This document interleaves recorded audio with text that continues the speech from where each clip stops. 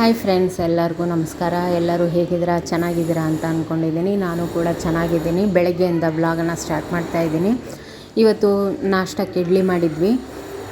ಇಡ್ಲಿ ತಿಂದ್ಬಿಟ್ಟು ಕೂತ್ಕೊಂಡಿದ್ವಿ. ಅಷ್ಟೊತ್ತಿಗೆ ಒಂದು ಪಾರ್ಸಲ್ ಬಂದಿದೆ ಅಂತ ಫೋನ್ ಮಾಡಿದ್ರು. ಅಮ್ಮನ ಮನೆಯಿಂದ ಸೀದಾ ನಮ್ಮ ಮನೆಗೆ ಹೋಗಿ ಅನ್ಬಾಕ್ಸಿಂಗ್ ಮಾಡ್ತಾಯಿದ್ವಿ.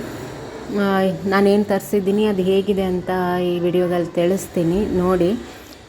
ನಾನು ಒಂದು ಲ್ಯಾಡರ್ನ ಆರ್ಡ್ರ್ ಮಾಡಿದ್ದೆ. ಲ್ಯಾಡರ್ ಪ್ರತಿಯೊಂದು ಮನೆಗೂ ಬೇಕು ಅಂತ ನನಗನ್ಸುತ್ತೆ. ಅದರಲ್ಲೂ ನಮ್ಮ ಮನೆಯಲ್ಲಿ ಸ್ವಲ್ಪ ಎಲ್ಲನೂ ಹೈಟಿಗಿದೆ. ಸಜ್ಜ ಅಂತೀವಿ ನಾವು. ಸಜ್ಜ ಹೈಟಿಗಿದೆ. ಹೀಗಾಗಿ ನಮಗೆ ಲ್ಯಾಡರ್ ಬೇಕಾಗಿತ್ತು. ಹಾಗಾಗಿ ನಾನು ಲ್ಯಾಡರ್ ತರಿಸಿದೆ. ಕ್ವಾಲಿಟಿ ತುಂಬ ಚೆನ್ನಾಗಿದೆ. ತುಂಬ ಹೆವಿ ಇಲ್ಲ, ಸ್ವಲ್ಪ ಹಲ್ಕ ಇದೆ ಅಂತಲೇ ಹೇಳ್ಬೋದು. ಅಂದರೆ ಹಗುರ ಇದೆ. ತುಂಬ ಒಬ್ಬರು ನಿಂತ್ಕೊಂಡು ಹತ್ಬೋದು, ಅಷ್ಟಿದೆ. ಸಾಕು, ಮನೆ ಪೂರ್ತಿಗೆ ಕೆಲಸಕ್ಕೆ ಸಾಕಾಗುತ್ತೆ ಅಷ್ಟೇ. ಬೇರೆ ನೀವು ಕೆಲಸಕ್ಕೆಲ್ಲ ಇದನ್ನು ಕಾರ್ಪೆಂಟರ್ ಇದ್ದರೆ ಅಥವಾ ಪೇಂಟ್ ಇದನ್ನು ಮಾಡೋರಿದ್ದರೆ ಇದು ಸರಿ ಹೋಗಲ್ಲ. ಯಾಕಂದರೆ ತುಂಬಾ ಹಗುರ ಇದೆ. ಅದಕ್ಕೋಸ್ಕರ ಪ್ಯಾಕೇಜಿಂಗ್ ಎಲ್ಲ ತುಂಬ ಚೆನ್ನಾಗಿದೆ. ಪ್ಯಾಕೇಜಿಂಗ್ ಇಷ್ಟ ಆಯಿತು ನನಗೆ. ಆದರೆ ಅದನ್ನು ತೆಗಿಬೇಕಾದ್ರೇ ಒಂದು ಪ್ಲಾಸ್ಟಿಕ್ ಕಟ್ಟಾಗಿದ್ದು ಬಿತ್ತು. ಎಲ್ಲೋ ಕಟ್ಟಾಗಿದೆ, ರಿಟರ್ನ್ ಮಾಡಬೇಕೇನೋ ಅಂತ ಅನ್ನಿಸ್ತಾಯಿತ್ತು. ಬಟ್ ಎಲ್ಲ ಚೆಕ್ ಮಾಡಿ ನೋಡಿದ್ವಿ, ಎಲ್ಲೂ ಕಾಣ್ತಾ ಇರಲಿಲ್ಲ. ಕೊನೆಗೆ ಒಂದು ಸ್ಕ್ರೂ ಒಂದು ಸ್ವಲ್ಪ ಲೂಸಾಗಿತ್ತು. ಅದನ್ನು ನಮ್ಮ ಮನೆಯವರು ಚೆನ್ನಾಗಿ ಟೈಟ್ ಮಾಡಿದ್ರು. ಮತ್ತು ಇದೇನು ಆ ಸ್ಕ್ರೂ ಮೇಲೆ ಒಂದು ಕ್ಯಾಪ್ ಕೊಟ್ಟಿದ್ದಾರೆ. ಆ ಕ್ಯಾಪ್ ಬಿಚ್ಚಿತ್ತು. ಒಳ್ಳೆ ಅದನ್ನು ಹಾಕಿದ್ವಿ ನಾವು. ಆದರೂ ಅದು ನಿಲ್ತಾ ಇರಲಿಲ್ಲ ಯಾಕೋ. ಹಾಗೆ ಅದನ್ನ ಅಂಟಿಸಿದ್ದೀನಿ. ರಿಟರ್ನ್ ಏನು ಮಾಡಲ್ಲ ನಾನು. ಇನ್ನೊಂದು ಪೀಸ್ ಇದೆ, ಅದು ಎಲ್ಲಿದೆ ಅಂತ ಗೊತ್ತಾಗಲಿಲ್ಲ. ಬಟ್ ಸ್ಟರ್ಡಿಯಾಗಿ ತುಂಬ ಚೆನ್ನಾಗಿದೆ ಅಂತ ಅನ್ನಿಸ್ತು. ಹಾಗಾಗಿ ಇಟ್ಕೊಂಡಿದ್ದೀನಿ. ನೋಡೋಣ ಇದು ಹೇಗೆ ಬರುತ್ತೆ ಅಂತ. ಹಾಗೆ ಮನೆಗೆ ಬಂದಿದ್ನಲ್ಲ, ಒಂದು ಸರಿ ಗಾರ್ಡನಿಗೆ ಹೋಗಿ ಮೇಲೆ ನೋಡೋಣ ಗಿಡಗಳನ್ನ ಅಂತ ಹೇಳಿ ಮೇಲೆ ಹೋದೆ. ಅಷ್ಟೊತ್ತಿಗೆ ನಿಮಗೂ ಕೂಡ ಹಾಗೆ ಒಂದು ಗಾರ್ಡನ್ ಅಪ್ಡೇಟನ್ನು ಕೊಡ್ತೀನಿ ಇವತ್ತು. ವಿಡಿಯೋನ ಪೂರ್ತಿಯಾಗಿ ನೋಡಿ. ಮಳೆ ಆಗಿತ್ತು ಹಿಂದಿನ ರಾತ್ರಿ. ಈಗ ನೋಡಿ ಬಸ್ಲಿನ್ ಹೂವು ಎಷ್ಟು ಚೆನ್ನಾಗಾಗಿದ್ದಾವೆ ಅಂತ. ಅದರಲ್ಲೂ ಯೆಲ್ಲೋ ಕಲರ್ ಏನಿದೆಯಲ್ಲ, ಇದು ತುಂಬಾ ಬ್ರೈಟಾಗಿ ಕಾಣೋದ್ರಿಂದ ತುಂಬ ಚೆನ್ನಾಗಿ ಅನಿಸುತ್ತೆ ನೋಡೋದಕ್ಕೆ. ಅದರಲ್ಲೂ ಈ ರೀತಿಯಾಗಿ ಹೂವು ಬಿಟ್ರಂತೂ ಇನ್ನೂ ಚೆನ್ನಾಗಿ ಅನಿಸುತ್ತೆ. ಒಟ್ಟು ಒಂದು 4 ಕಲರ್ ಇದೆ. ಇದು ನೋಡಿ ಪಿಂಕ್ ಕಲರು. ಇದರಲ್ಲೂ ಹೂವು ಸಾಕಷ್ಟಾಗಿದೆ. ಸ್ವಲ್ಪ ಸೊಪ್ಪೆಲ್ಲ ಬೆಳ್ಕೊಂಡಿದೆ. ಸೊಪ್ಪೆಲ್ಲ ತಕ್ಕೋಬೇಕು. ಹಾಗೆ ಮಲ್ಲಿಗೆ ಹೂವಿನ ಗಿಡದಲ್ಲಿ ನೋಡಿ ಮಲ್ಲಿಗೆ ಹೂವು ಎಷ್ಟಾಗಿದ್ದಾವೆ ಅಂತ. ಇದರಲ್ಲೂ ಕೂಡ ಅಷ್ಟೇ ತುಂಬ ಚೆನ್ನಾಗಿ ಹೂವುಗಳು ಬಿಟ್ಟಿದೆ. ಮೊನ್ನೆ ಒಂದು ಸ್ವಲ್ಪ ಎಲ್ಲ ರೀಪಾಟ್ ಮಾಡಿದ್ನಲ್ಲ, ಅದೆಲ್ಲ ಚೆನ್ನಾಗಿ ಸೆಟ್ಟಾಗಿದ್ದಾವೆ ಗಿಡಗಳು. ಯಾವುದೂ ಹಾಳಾಗಿಲ್ಲ. ಈ ಮಧುಕಾಮಿನಿ ಕೂಡ ನಾನು ರೀಪಾಟ್ ಮಾಡಿದ್ದೆ. ಈಗ ಇದರಲ್ಲೂ ನೋಡಿ ಚೆನ್ನಾಗಿ ಹೂವುಗಳು ಬರ್ತಾ ಇದೆ. ಇದರಲ್ಲಿ ಹೂ ಬಂದರೆ ತುಂಬ ಚೆನ್ನಾಗಿ ಅನಿಸುತ್ತೆ ನೋಡೋದಕ್ಕೆ. ಮುತ್ತು ಪೋಣಿಸ್ದರ ಥರ ಬರುತ್ತೆ ಇದರಲ್ಲಿ ಹೂಗಳು. ಈ ನಿಂಬೆ ಗಿಡ ಕೂಡ ತುಂಬ ಚೆನ್ನಾಗಿದೆ. ಇನ್ನೂ ಒಂದು ಸ್ವಲ್ಪ ಹಣ್ಣಾಗಬೇಕು. ಇನ್ನೊಂದು 4 ಹಣ್ಣು, ಇನ್ನೊಂದು ಚೂರು ಹಣ್ಣಾಗಬೇಕು. ತೆಗಿತೀನಿ. ಇಲ್ಲಿ ನೋಡಿ, ಇಲ್ಲಿ 1-2 ಹಣ್ಣಾಗ್ತಾ ಇದೆ.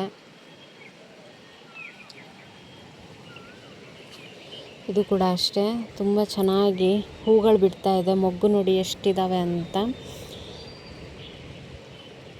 ಈ ಮಲ್ಲಿಗೆ ಗಿಡದಲ್ಲೂ ಕೂಡ ನೋಡಿ ಹೂಗಳು ಎಷ್ಟು ಚೆನ್ನಾಗಿ ಆಗ್ತಾ ಇದ್ದಾವೆ ಅಂತ. ಮೊಗ್ಗಂತೂ ಎಷ್ಟೊಂದಿದೆ ನೋಡಿ ಇದರಲ್ಲಿ. ನಾಳೆಗೆ ಇದರಲ್ಲಿ ಹೂಗಳು ತುಂಬೋಗಿರುತ್ತೆ. ಅಷ್ಟು ಹೂ ಆಗುತ್ತೆ ಇದು ನಾಳೆಗೆ. ಇದೆಲ್ಲ ನಾವು ಆರ್ಗ್ಯಾನಿಕ್ ಫರ್ಟಿಲೈಸರ್ಗಳನ್ನ ಹಾಕ್ತೀವಲ್ಲ ಅದರದ್ದು ಅಂತ ನಾನು ಹೇಳ್ತೀನಿ. ಯಾಕಂದರೆ ಕೆಮಿಕಲ್ ಹಾಕೋದ್ರಿಂದ ಕೆಲವೊಮ್ಮೆ ಮಣ್ಣಲ್ಲಿ ಸತ್ವ ಕಳ್ಕೊಂಡು ಹೋಗುತ್ತೆ.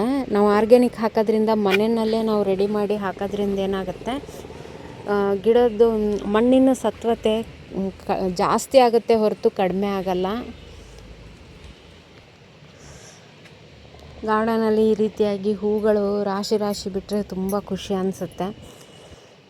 ಅದರಲ್ಲೂ 4-5 ದಿನ ಬಿಟ್ಟು ಗಾರ್ಡನಿಗೆ ಬಂದಾಗ ಹೂಗಳು ನೋಡಿದ್ರೆ ತುಂಬಾ ಖುಷಿ ಅನಿಸುತ್ತೆ. ಹಾಗೆ ಫ್ರೆಂಡ್ಸ್, ನಾನು ಅರಿಶಿನ ಮತ್ತು ಮಾವಿನ ಶುಂಠಿ ಇಟ್ಟಿದ್ದೀನಿ ಅಂತ ಹೇಳಿದ್ದೆ, ಅದರ ಅಪ್ಡೇಟ್ ನೋಡಿ. ಇದರೊಳಗಡೆ ಅರಿಶಿನ ಶುರುವಾಗಿದೆ. ಈ ಬಳ್ಳಿಗಳು ಕೂಡ ಬಂದಿದೆ. ಕೆಲವೊಂದನ್ನು ತೆಗಿತೀನಿ, ಕೆಲವೊಂದು ಇಟ್ಬಿಟ್ಟು ಇದರಲ್ಲಿ ಒಂದು 2-3 ಕಾಯಿ ಬಂದ ತಕ್ಷಣ ನಾನು ತಗೊಂಡ್ಬಿಡ್ತೀನಿ. ಎಲ್ಲದರಲ್ಲೂ ಸಣ್ಣದಾಗಿ ಮೊಳಕೆ ಬಂದಿದೆ. ಹಾಗೆ ಇದರಲ್ಲಿ ಮಾವಿನ ಶುಂಠಿ ಇಟ್ಟಿದ್ದೆ ನೋಡಿ. ಕಸ ಕೂಡ ಜಾಸ್ತಿ ಬೆಳೆದಿದೆ ಇದರಲ್ಲಿ.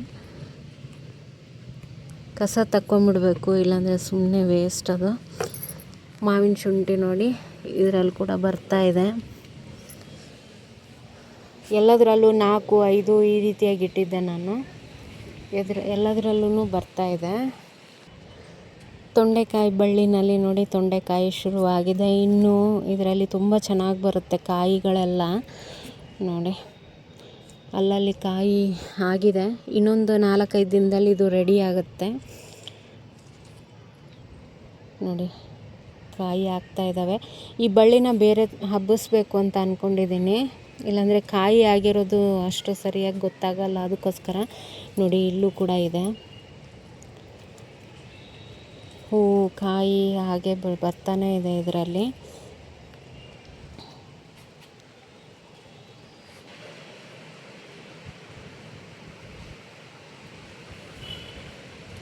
ನೋಡಿ, ಇದರಲ್ಲೂ ಆ್ಯಸ್ ಯೂಶ್ವಲ್ ತುಂಬ ಚೆನ್ನಾಗಿ ಹೂಗಳು ಬರ್ತಾ ಇದೆ ಇದರಲ್ಲಿ. ಇದು ನನ್ನ ಗಾರ್ಡನ್ನ ಒಂದು ಸಣ್ಣ ಅಪ್ಡೇಟ್. ಇದು ಗಾರ್ಡನ್ನೆಲ್ಲ ಒಂದು ಸರಿ ಅಡ್ಡಾಡಿ ನೋಡಿಬಿಟ್ಟು ಕೊನೆಗೆ ಅಮ್ಮನ ಮನೆಗೆ ಹೋದ್ವಿ. ಅಮ್ಮನ ಮನೆಯಲ್ಲಿ ಉಳ್ಳಾಗಡ್ಡಿ ಸೊಪ್ಪು ಬೆಳ್ಕೊಂಡಿತ್ತು, ಅದನ್ನು ತೆಗಿಯೋಣ ಅಂತ ಬಂದಿದ್ದೆ. ಅವ್ರ ಮನೆಯಲ್ಲಿ ಗಿಡನ ಕಟಿಂಗ್ ಮಾಡಿರೋದು ನಿಮಗೆ ವಿಡಿಯೋ ಹಾಕಿದ್ದೆ, ನೋಡಿದ್ದೀರಾ ಅಂದ್ಕೊಂಡಿದ್ದೀನಿ. ಅದರಲ್ಲೆಲ್ಲ ಈಗ ಚೆನ್ನಾಗಿ ಚಿಗುರು ಬರ್ತಾ ಇದೆ. ಅದರಲ್ಲೂ ಈ ಮಳೆಗಾಲದಲ್ಲಿ ನಾವು ಕಟಿಂಗನ್ನು ಮಾಡಿದ್ರೆ ಗಿಡ ತುಂಬ ಚೆನ್ನಾಗಿ ಗ್ರೋನೂ ಆಗುತ್ತೆ. ಆಮೇಲೆ ಅದರಲ್ಲಿ ಹೂಗಳು ಕೂಡ ಅಷ್ಟೇ ತುಂಬ ಚೆನ್ನಾಗಿ ಬರುತ್ತೆ. ನೀವು ದಾಸವಾಳದಲ್ಲಿ ನೀವು ಕಟಿಂಗ್ ಮಾಡಿರಲಿಲ್ಲ ಅಂದರೆ ಈ ಟೈಮಲ್ಲಿ ನೀವು ಕಟಿಂಗನ್ನು ಮಾಡ್ಕೊಳ್ಳಿ. ನಿಮಗೆ ಅದರಿಂದ ಏನಂದರೆ ಹೊಸ ಗಿಡಗಳು ರೆಡಿ ಆಗುತ್ತೆ. ಆಮೇಲೆ ನಿಮ್ಮ ಇದ್ದಂಥ ಗಿಡ ಏನಂದರೆ ತುಂಬಾ ಹೆಲ್ದಿ ಆಗುತ್ತೆ. ಹಾಗೆ ನೋಡಿ, ನನ್ನ ಮಗಳು ಅವಳು ಹಿಡಿತೀನಿ ಅಂತ ಹೇಳಿ ಹಿಡಿತಾ ಇದ್ದಾಳೆ. ಅವಳಿಗೇನಂದರೆ ಈ ಸೊಪ್ಪು ತುಂಬಾ ಇಷ್ಟ. ಉಳ್ಳಾಗಡ್ಡಿ ತಪ್ಪಲು ಪಲ್ಯ ಅಂದರೆ ಅವಳಿಗೆ ತುಂಬಾ ಇಷ್ಟ. ಹಾಗೆ ಹಸಿದೇ ತಿಂತಾಳೆ ಅವಳು. ಒಣ ರೊಟ್ಟಿ ಜೊತೆಗೆ ಇದು ಒಳ್ಳೆ ಕಾಂಬಿನೇಷನ್ ಅಂತಲೇ ಹೇಳ್ಬೋದು. ಒಣ ರೊಟ್ಟಿ ಜೊತೆಗೆ ಇದನ್ನು ತಿಂದರೆ ತುಂಬಾ ರುಚಿಯಾಗಿರುತ್ತೆ. ನೀವು ಕೂಡ ಒಂದು ಸರಿ ಟ್ರೈ ಮಾಡಿ. ಇಲ್ಲಾಂದರೆ ಇದ್ರದ್ದು ಸುಮಾರು ರೆಸಿಪಿ ಮಾಡ್ತಾರೆ, ಪಲ್ಯ ಮಾಡ್ತಾರೆ, ರೊಟ್ಟಿ ಚಪಾತಿಗೆಲ್ಲ ಹಾಕ್ತಾರೆ. ಇದನ್ನು ತುಂಬ ಚೆನ್ನಾಗಾಗುತ್ತೆ. ಈಗ ಕಟ್ ಮಾಡಿದ್ದೀವಲ್ಲ, ಈಗ ಮತ್ತೆ ಇದರಿಂದ ಮತ್ತೆ ಚಿಗುರು ಹೊಡಿಯುತ್ತೆ, ಮತ್ತೆ ಎಲೆ ಬರುತ್ತೆ. ನೀವು ಈ ರೀತಿಯಾಗಿ ಒಂದು 4-5 ಸಾರಿ ಕಟಿಂಗ್ ಮಾಡ್ಕೋಬೋದು. ಆದರೆ ವರ್ಮಿ ಕಂಪೋಸ್ಟು ಅಥವಾ ಸಗಣಿ ಗೊಬ್ಬರ ಏನಾದರೂ ಒಂದು ಗೊಬ್ಬರನ ನೀವು ಹಾಕಿದ್ರೆ ತುಂಬ ಚೆನ್ನಾಗಿ ಬರುತ್ತೆ. ನನ್ನ ಮಗಳಂತೂ ತುಂಬಾ ಖುಷಿ ಆದಳು. ಅವಳಿಗೆ ಯಾವಾಗ ತಿಂತೀನಿ ಅಂತ ಅನ್ನಿಸ್ತಾ ಇತ್ತು.